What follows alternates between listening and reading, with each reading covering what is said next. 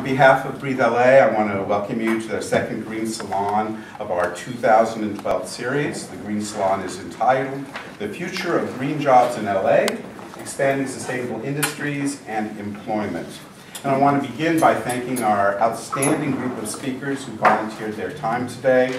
They bring knowledge about the green business sector, trained skilled employees that are needed by these enterprises. The panel brings together leaders in development, finance, from our college system, the public sector, unions, nonprofit organizations, and most importantly, we have an example of a new green business. The really interesting thing about this panel today, and I have to tell you all about this, is that I invited almost all of them individually. I knew Kelly because she was a student, Jane we met through our contacts at IBEW, and so it turns out it was a class reunion when they got here.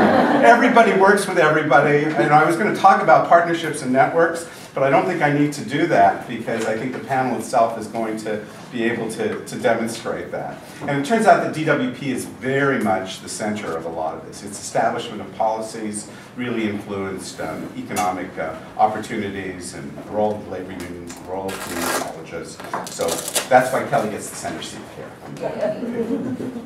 And of course I want to thank each of you for taking your time out during the day to consider the future directions of these emerging opportunities in Los Angeles.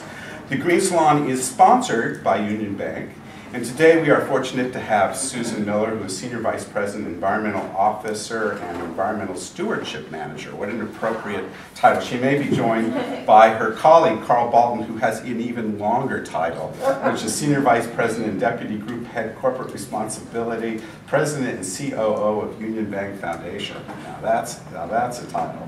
But I'd like Susan to come up here and say a few welcoming words and really tell the business, the community here, the audience here, about the bank's commitment to sustainable practices. I can't think of anyone more knowledgeable about that. Union Bank is thrilled to have supported Breathe LA and the Green Salon series the past few years. And this session in particular is of great interest to us because we're trying to direct more of the Union Bank environmental funding this year towards green job development and placement. And the placement part's been a little bit tricky, but so we have great interest in hearing what you have to speak, but you know, very, very pleased to welcome you all and to support this. And Union Bank is definitely very interested in what you all are doing. So thank you.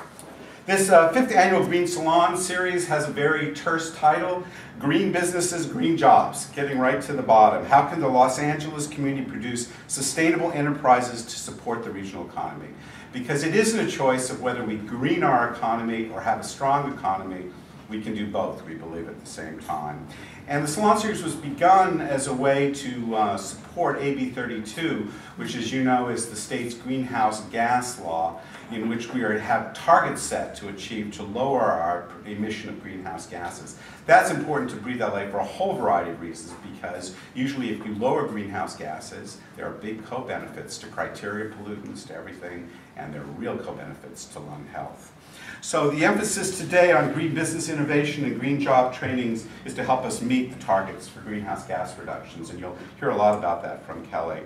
As always, these are open public forums. We want robust question and answer, and we look forward to your ideas, and not just the panelists' ideas. And I want to encourage you to go to the entire series. Our next one is on July 19th. We have a boat tour looking at environmental improvements in the harbors of San Pedro and Los Angeles. Make sure that, I think there are flyers on the table. So want somebody hold one of them up? Yeah, make sure you sign up, otherwise you're left at the dock, as they say here.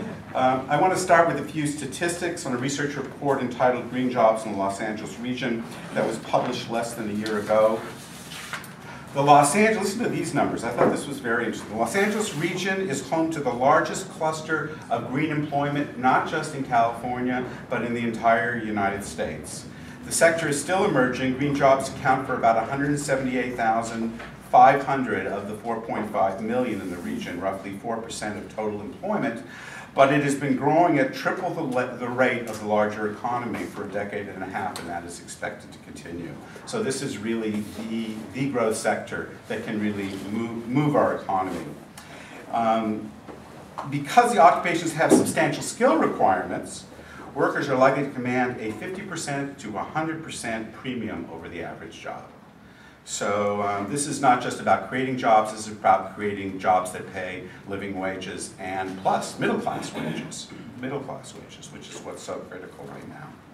And a final fact, since 2006, when the Assembly Bill 32 was set for greenhouse gas reductions, worldwide renewable electricity generation investment from all technologies has increased 2.5 times. That's probably not a surprise to you, Kelly, given changes in policies of utility agencies and others that have really shifted our approaches to energy production. And the most important thing is that we have a critical, available workforce with the skills necessary to do this.